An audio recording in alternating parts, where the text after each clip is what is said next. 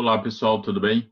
Vamos voltar aqui à nossa aula. Lembra que nós trabalhamos o período Vargas, tá? Que foi chamado Era Vargas, lá de 1930 a 1945, quando Getúlio caiu. Aí entrou Eurico Gaspar Dutra, que inclusive era o general que foi ministro do próprio Getúlio. Dutra vai fazer uma implementação aí, né, nesse momento totalmente diferente no Brasil. Inclusive teve a Constituição aí de 1946, que a gente chama esse período aí de redemocratização do Brasil. Por incrível que pareça, quem vai fazer a redemocratização é justamente um general, né, com a saída do Vargas em 1945. O Dutra chega até 1950, quando em 1950 o Getúlio, né, parte para as eleições, lembrando que durante o governo Dutra, o próprio Getúlio foi senador da República, inclusive durante o período que ele foi senador, ele usou o Senado justamente para sempre fazer alguns ataques ali ao Dutra, mas sempre pensando em uma estratégia para retornar ao poder e governar o Brasil. Esse era o sonho dele de retorno, tá? Então, Vargas procurou o apoio de pessoas importantes nesse momento, principalmente em São Paulo. Nós tínhamos um político aí populista, né, chamado Adhemar de Barros, e que era muito bom de voto. E o Getúlio, com essas alianças que ele fez pelo Brasil, ele vai conseguir aí, né, muitos votos e, consequentemente, saiu vencedor aí, né, pelo Partido dos Trabalhadores, né, o famoso PTB, tá bom? Aí na campanha ele defendeu uma política de bem-estar social, né, ampliação dos benefícios para os trabalhadores e defendeu, né, essa parte dele é muito importante, a industrialização, que veio lá do primeiro período que ele governou, naquele momento chamado de Era Vargas, que durou 15 anos, né? E ele teve sempre essa questão aí de promover o desenvolvimento econômico do Brasil, tá? Para isso, ele vai fazer as alianças, como eu falei para você, ter uma parte para vocês, né? Ter uma parte aí da elite ao seu lado, né? Dos industriais, né? Não só do Rio Grande do Sul, como em vários lugares do Brasil. E ele vence as eleições aí com uma margem muito interessante, 48% dos votos naquele momento, que garantiu de uma vez por todas que ele assumisse novamente, retornasse à presidência aí. Só que agora, nesse momento, a gente está num período democrático. Ele teve que assumir, né, essa democracia, porque já tinha a Constituição de 1946 lá, e não tinha como ele fugir dessa questão, tá? Então, esse segundo governo ficou marcado por uma forte crise política, né, que já existia uma tensão social. Só lembrando um pouquinho que os trabalhadores, por exemplo, já não tinham aumento desde 1943. Então, passou todo esse tempo sem ter aumento, isso aí vai, né, desenvolvendo aí uma tensão muito forte, e quando ele assume, ele vai ter aí, né, uma situação extremamente complexa no Brasil. E também uma coisa muito interessante é a UDN, né, que era um partido que realmente tinha uma postura intransigente em relação ao Getúlio e vai fazer aí uma oposição ferrenha ao Getúlio nesse momento, né? Que fica muito difícil ele governar com essa tensão social.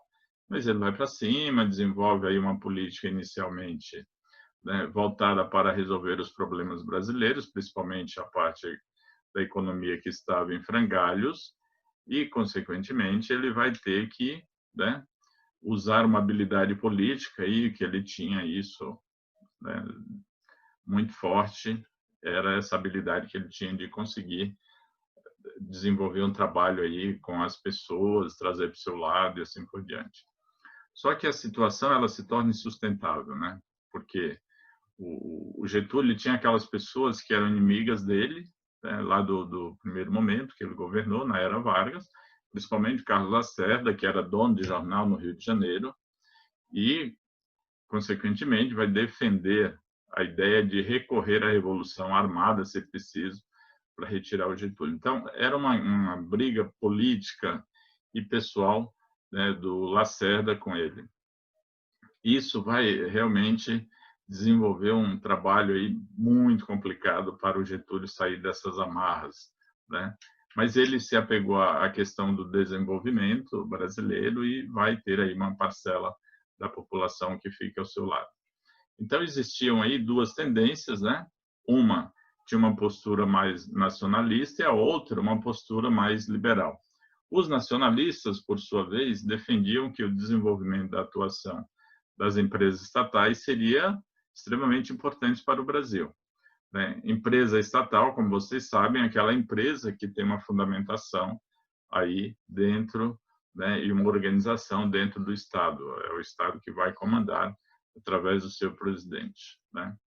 E tinha uma outra galera, né, uma outra turma, que era influenciada aí pelo capital estrangeiro, que deveria, né, na concepção deles, né, não ter intervenção do Estado e, consequentemente, que houvesse aí uma liberdade maior para poder desenvolver o seu trabalho. Utilização, inclusive, do capital estrangeiro, né? E que não houvesse a intervenção, né, do governo.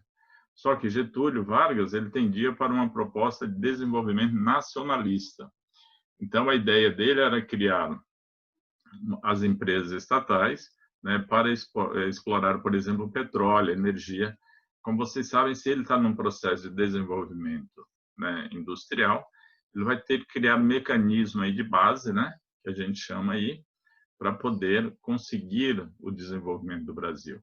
Então, nesse período, é importante que vocês saibam, quando fala em companhia, tem que lembrar do Getúlio, né? Companhia Vale do Rio Doce, né? Companhia de Volta Redonda, que vai desenvolver aí, né, a indústria de base na área do ferro, né? Porque você sabe que o automóvel, por exemplo, precisa dessa matéria-prima e transformar o ferro em aço para poder produzir os automóveis. Então, isso é importante, essa indústria de base dele, né? A política próxima dos trabalhadores, é lógico que vai desagradar aí a elite, porque vocês sabem, né? Quando você tem uma intervenção de um governo para favorecer os trabalhadores, os empresários, é lógico, não vão gostar nada disso, e aí começa essa tensão, né, como eu falei para vocês, que vai gerar uma situação muito difícil para Getúlio poder governar. Toda vez que você tem um governo, né, uma intervenção estatal na economia, nos investimentos, isso vai desagradar uma parcela dos, né, empresários que querem, né, que seja liberal todo esse processo. Isso vai causar um transtorno muito grande para o presidente aí implantar o seu governo, tá bom? Aí tem uma questão muito interessante, porque a gente tem dentro do... Aí vamos entrar agora no Exército, quando a gente tem uma situação, aí, sobretudo da política de desenvolvimento do país, não agradava, né, uma parte do Exército, e aí você vai ter um racha. Quando você tem o racha no Exército, já vai ficar complexo aí para Getúlio, porque ele não conseguia controlar todo esse aparato aí que dava sustentação para ele, tá? Então, os ataques que eram realizados a Vargas, né, concentravam-se em questão de corrupção. Então, as pessoas começam a publicar no jornal, principalmente Carlos Lacerda, como eu falei para você, que era um grande, né, inimigo dele. Isso aí vai causando uma situação muito difícil, porque, inclusive, o Lacerda, né, chamava ele de um presidente que queria implantar no Brasil uma república sindicalista, ou seja, uma república que estivesse ao lado dos trabalhadores.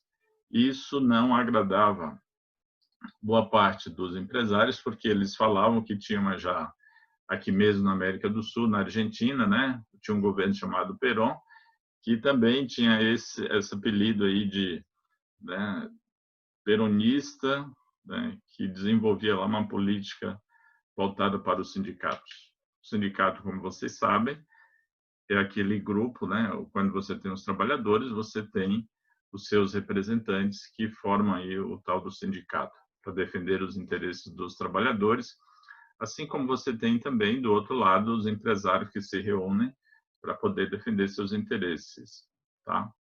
E aí a gente vai ter aqui em São Paulo, por exemplo, a Fiesp. né, que é a Federação da Indústria de São Paulo, que defende os interesses dos empresários. E os sindicatos defendem os interesses aí dos trabalhadores, tá? Então, nesse momento, a gente vai ter uma situação extremamente complexa, porque vai desestabilizar, né, esse racha, esse exército que vai ficando fragilizado aí para Getúlio, vai desestabilizar o seu governo.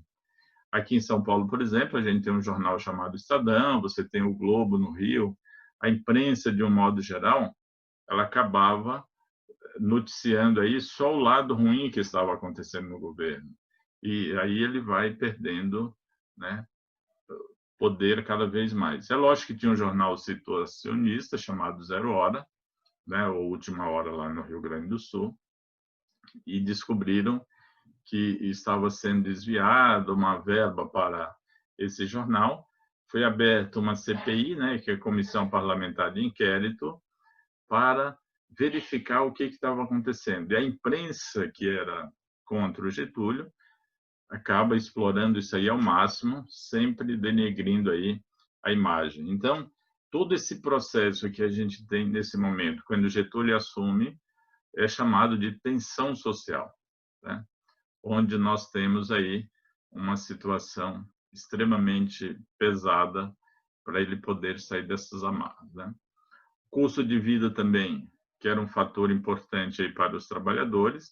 A gente tem um aumento, em 1950 a gente vai ter aí em torno de 11%, 51 já pula para 21%. Isso também vai causando uma situação muito complicada para os trabalhadores. E aí é lógico que os sindicatos, né, que representam os trabalhadores já estavam organizados e vão tentar aí um aumento salarial que tirasse, né, aquela situação extremamente, né, difícil que eles estavam vivendo. Aí a gente vai ter em 1953 um movimento muito forte no Brasil, que foi chamado inclusive a Marcha das Panelas Vazias, e uma greve dos 300 mil, ou seja, os trabalhadores começaram a se organizar para também, através dessa mobilização, buscar uma forma, né, de ter um aumento aí salarial para poder conseguir sobreviver da melhor forma possível. E aí o Getúlio buscou, né, nomeou um sujeito que era extremamente conhecido aí no meio dos sindicatos, chamado João Goulart, que depois, inclusive, a gente vai ter aí uma figura importante. Ele chegou a ser presidente, a gente vai, né, ver essa aula ainda. E o João Goulart, ele tinha uma relação muito boa e assume o Ministério do Trabalho na época e vai fazer aí uma campanha muito forte para que houvesse uma situação favorável aí para os trabalhadores, tá?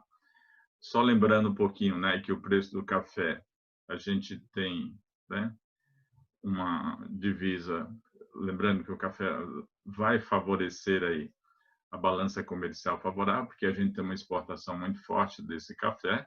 O café é sempre usado o parâmetro, né, do dólar, e o que as pessoas não esperavam é que houvesse aí a famosa Guerra da Coreia. Os norte-americanos que compravam muito café né, na troca de, né, comprar café brasileiro, que a gente chama aí exportação, e a balança comercial estava favorável.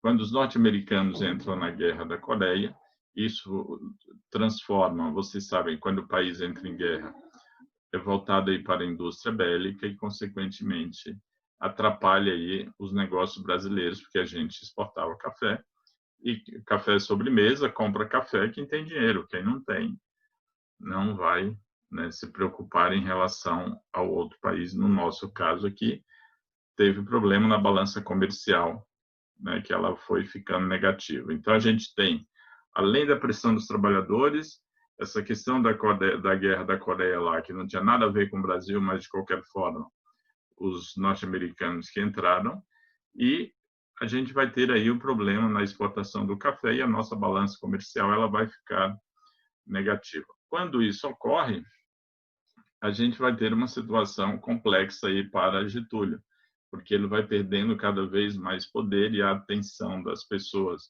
ficam aflorada cada vez mais. O exército dividido, ele já não tinha mais o apoio.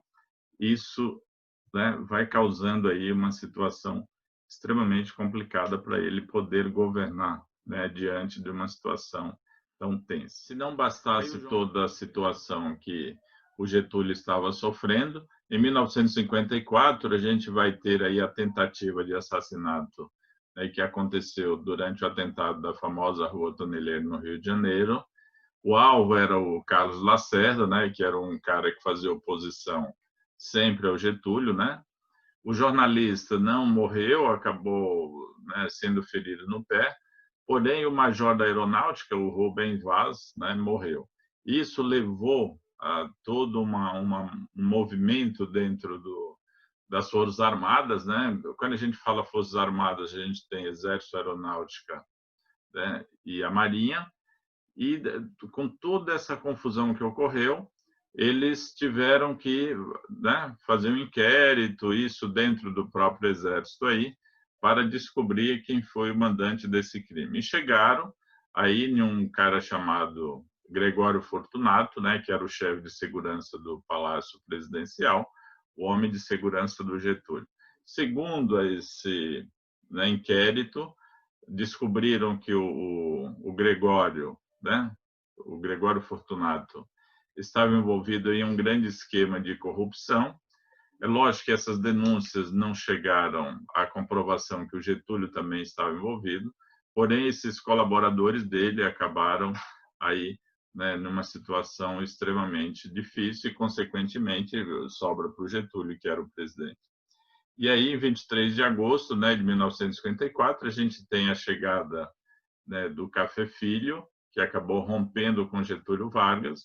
Os militares e a UDN exigiam a renúncia de Getúlio e ele ficou ali numa situação extremamente tensa e difícil, né?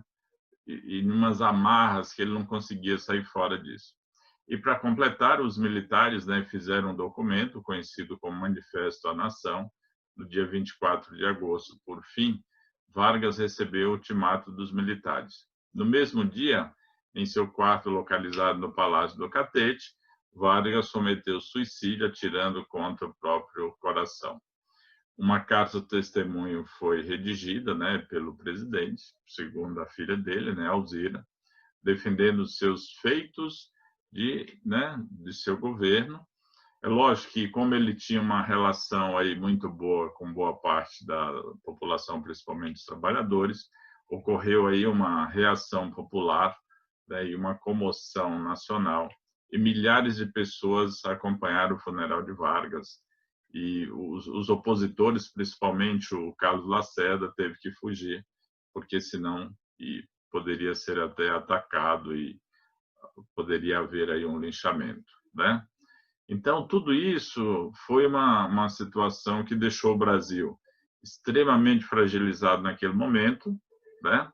Então, com o suicídio de Vargas, é lógico que o Café Filho assumiu a presidência e, finalmente, a gente vai ter aí o final do governo trágico de Getúlio, que realmente foi, né, extremamente tenso, difícil e deixou o Brasil numa situação extremamente complexa. Na próxima aula, nós iremos, né, dar continuidade aí, nesse período, né, que a gente vai chamar a partir de agora de governos populistas, até chegar aí em 1964, com um golpe militar, e a gente vai ver o desenrolar dessa história aí, beleza? Então, desejo a vocês aí bons estudos, né? Pegue firme, porque a situação ainda, né, requer bastante cuidado, como vocês sabem, né? E, enquanto isso, a gente vai trabalhando aqui da melhor forma que a gente pode. Abraço a todos e até a próxima.